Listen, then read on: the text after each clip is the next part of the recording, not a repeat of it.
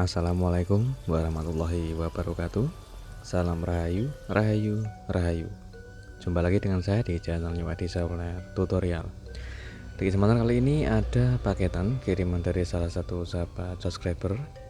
Beliau juga sebelumnya via WhatsApp untuk konsultasi menanyakan kerusakan infonya.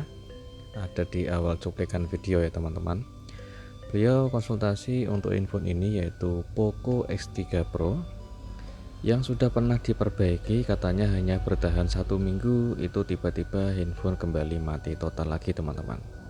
Saya coba untuk kasih saran sama beliau, boleh dikirim jika percaya. Saya coba untuk pengecekan terlebih dahulu untuk mengetahui kerusakannya teman-teman. Oke, ini adalah infonya. Setelah saya unboxing, kita coba untuk pembongkaran. Untuk di bagian backdoor ternyata sudah dilem ulang ya teman-teman. Jadi saat saya kepengen mau melepas backdoornya ternyata masih keras. Saya coba untuk koneksikan menggunakan charger dulu atau USB doktor atau USB tester. Hanya cuma menandakan 0,11 ampere teman-teman. Jadi handphone sama sekali tidak ada respon untuk chargernya. Dan jika kita tekan tombol power itu sama sekali tidak ada respon untuk handphone menyala. Jadi handphone tetap saja mati total teman-teman. Kita coba untuk pembongkaran dulu, yaitu kita panasi menggunakan blower untuk penghangat di bagian backdoor agar lebih mudah untuk pembongkaran.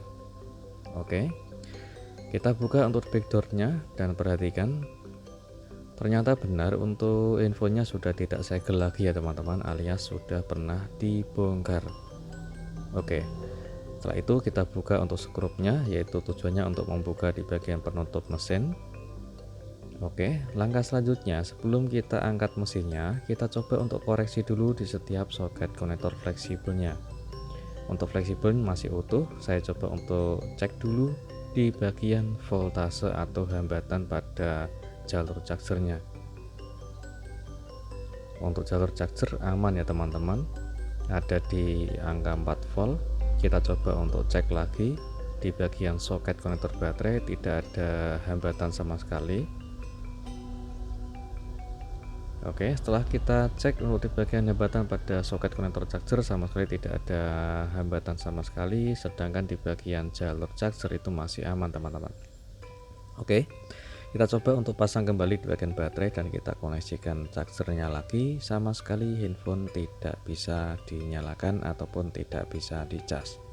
Oke, baru kita coba untuk mengangkat mesinnya untuk melihat kondisi mesin ya teman-teman, karena sebelumnya itu sudah pernah diperbaiki. Oke, kita lepas dulu untuk di bagian skrup yang ada di bagian tengah mesin dan kita lepas untuk semua kameranya.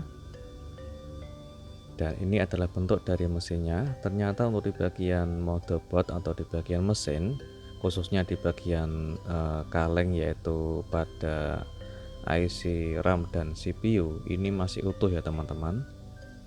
Tapi kata beliau sudah pernah diperbaiki, mungkin hanya direhot dari luar, tidak berani untuk melepas di bagian ini, yaitu melepas pelindung atau stiker pelindung IC nya.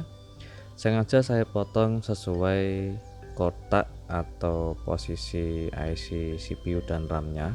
Ini tujuannya untuk mempermudah yaitu pengangkatan atau pencongkelan IC-nya. Kita langsung saja untuk di prosesnya ya teman-teman.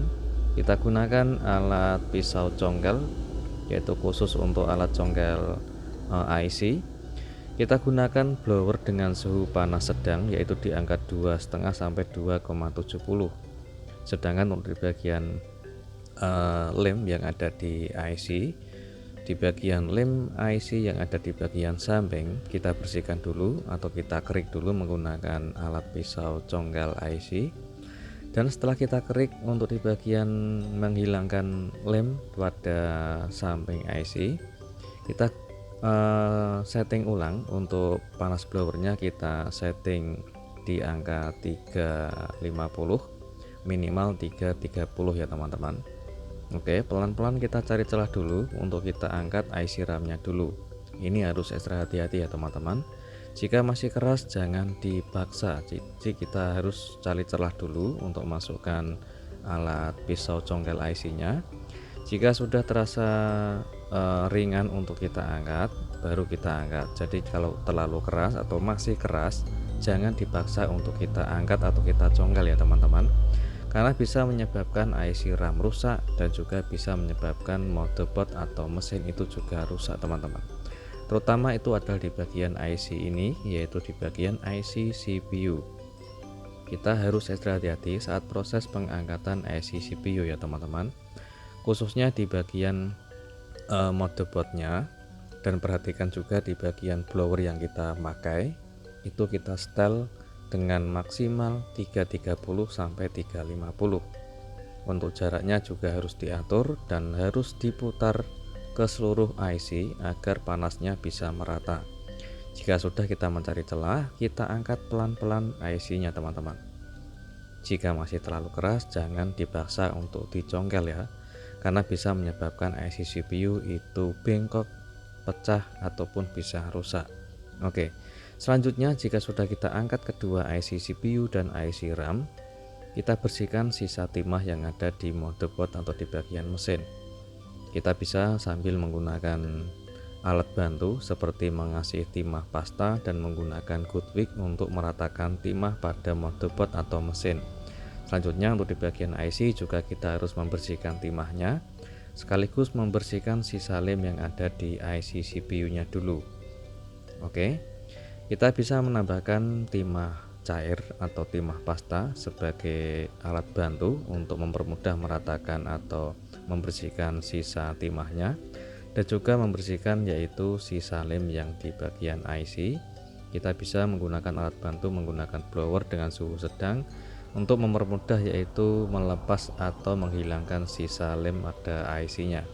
Dan kita ratakan menggunakan good wick sambil kita ratakan kembali untuk mempresisikan timah yang ada di bagian IC dengan cara kita bisa menambahkan timah cair atau timah pasta teman-teman. Ini tujuannya untuk mempermudah saat kita cetak. Oke, setelah IC benar-benar presisi untuk kakinya, baru kita bersihkan dan kita cetak. Oke, untuk blowernya menggunakan suhu panas sedang ya teman-teman, di angka 220 sampai 250. Sudah kita cetak, sekarang kita bisa nambahkan flux secukupnya saja dan kita blower ulang. Ini tujuannya untuk mematangkan dan memaksimalkan yaitu percetakan IC-nya. Setelah kita cetak IC CPU, selanjutnya di bagian baliknya ini yaitu ada bagian untuk buat menyambungkan atau menghubungkan IC RAM-nya. Jadi kita bersihkan juga di bagian IC RAM atau pada kaki IC RAM-nya. Oke, setelah kita membersihkan di bagian kaki-kaki pada IC RAM-nya, kita bersihkan dan kita ratakan menggunakan timah pasta atau timah cair, yaitu untuk mempresisikan timah pada IC agar mudah untuk kita cetak ya teman-teman.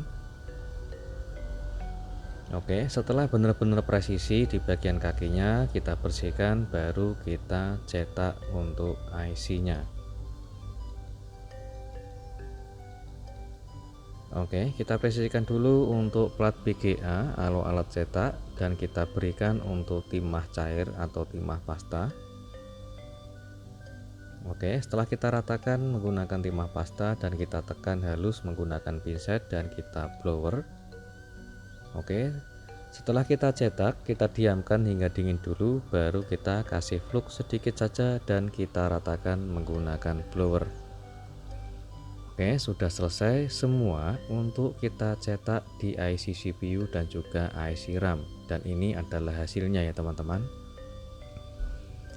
Sudah kita cetak untuk kedua IC-nya, selanjutnya kita langsung saja untuk proses yaitu pemasangan. Oke, usahakan di bagian mesin atau motherboard itu harus benar-benar bersih. Jangan sampai ada sisa flux ataupun sisa lem atau sisa tisu ya teman-teman, harus benar-benar bersih. Kita bisa menambahkan flux sedikit saja untuk mempersisikan IC CPU-nya. Setelah presisi, kita blower dari atas ke bawah dengan cara lurus agar IC-nya tidak gerak, dan kita goyang untuk blower ke IC atau di bagian IC-nya, yaitu tujuannya untuk pemanasan IC menggunakan blower itu bisa merata teman-teman. Kita tekan halus menggunakan pinset dan kita bisa goyang sedikit IC-nya. Ini tujuannya untuk memaksimalkan pengerjaan serta untuk melihat IC ke bagian motherboard atau proses pemasangan IC ini sudah benar-benar presisi atau belum. Jika sudah pemasangan, kita diamkan hingga dingin dulu, dan kita bisa sambil membersihkan di bagian kaki buat menempelkan yaitu IC RAM-nya. Setelah kita bersihkan, kita tambahkan flux secukupnya saja dan kita presisikan IC RAM-nya. Oke, untuk titik IC RAM jangan sampai kebalik ya teman-teman, karena sangat resiko.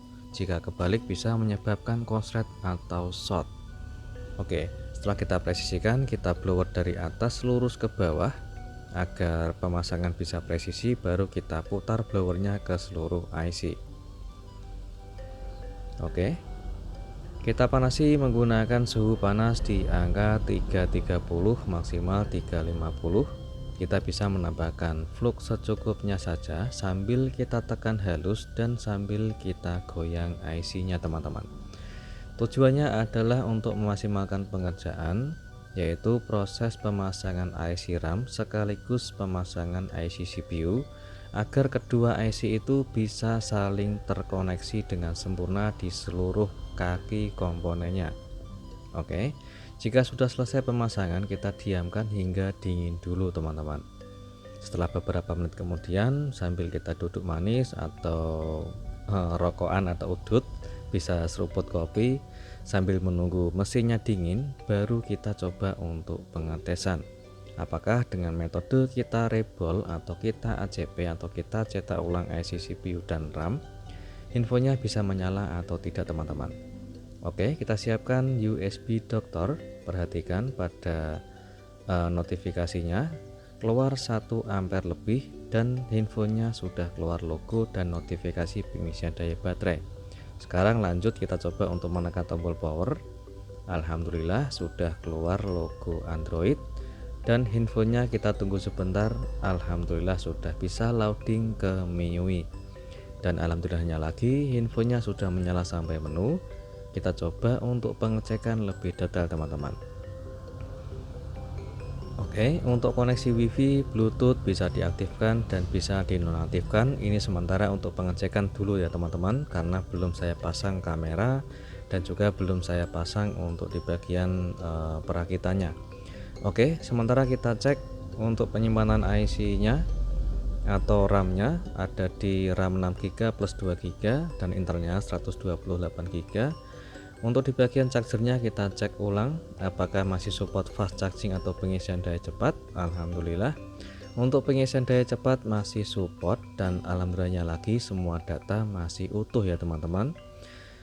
Kalau kita mengerjakan yaitu dengan hati-hati, teliti dan bersih, insya Allah pengerjaan akan bisa maksimal tanpa mengganti atau tanpa juga merusak IC dan juga merusak mesin.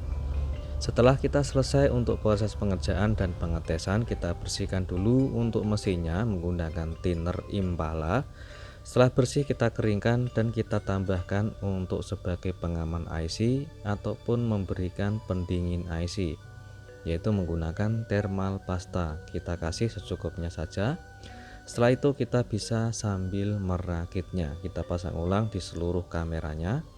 Ini tujuannya untuk proses yaitu perakitan total serta untuk pengecekan total ya teman-teman, atau pengecekan ulang.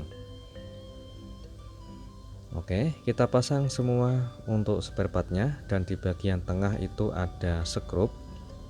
Oke, kita pasang. Setelah itu penutup mesinnya, apabila masih ada sisa lem kita harus membersihkannya dulu teman-teman. Ini tujuannya agar nanti proses pemasangan backdoor itu bisa rapat kembali dan presisi. Di bagian backdoornya juga jika masih ada lem tebal dan banyak kita bersihkan dulu. Sekarang kita kasih untuk di bagian segel garansi. Untuk perbaikan IC CPU dan RAM atau rebolling IC CPU, saya mengasih garansi 3 bulan tanpa dipungut biaya dan bebas komplain teman-teman. Oke, untuk perakitan sudah selesai. Selanjutnya kita cek ulang. Kita koneksikan dulu menggunakan charger karena sebelumnya sudah saya cas dengan full atau 100%, dan handphonenya sudah pengisian penuh yaitu 100%. Kita coba untuk menyalakan handphonenya dan pengecekan di seluruh fungsi dari handphone ini, yaitu setelah proses perbaikan IC CPU atau rebolling atau cetak ulang IC. Handphone masih bisa menyala sampai menu.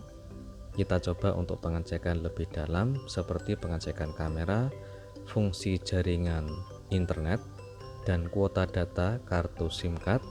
Dan untuk pengecekan untuk semua file atau seluruh data di handphone ini masih utuh tanpa ada yang hilang karena tanpa kita mengganti IC CPU teman-teman. Oke, kita cek kembali di bagian yaitu fungsi dari kamera. Kamera masih tetap berfungsi dengan normal, jernih, dan tidak buram. Untuk di bagian kamera ini agak sedikit buram karena disebabkan oleh tempered glass atau anti goresnya itu tidak cocok atau tidak sesuai, sehingga menutupi di bagian modul lensa kameranya. Oke, kita cek fungsi touchscreen bisa digunakan dengan normal dan kuota internet masih bisa terhubung di kuota data kartu SIM cardnya, dan untuk WiFi Bluetooth bisa diaktifkan dan bisa dinonaktifkan. Sekarang kita tes menggunakan jaringan kuota data internet yaitu kartu SIM.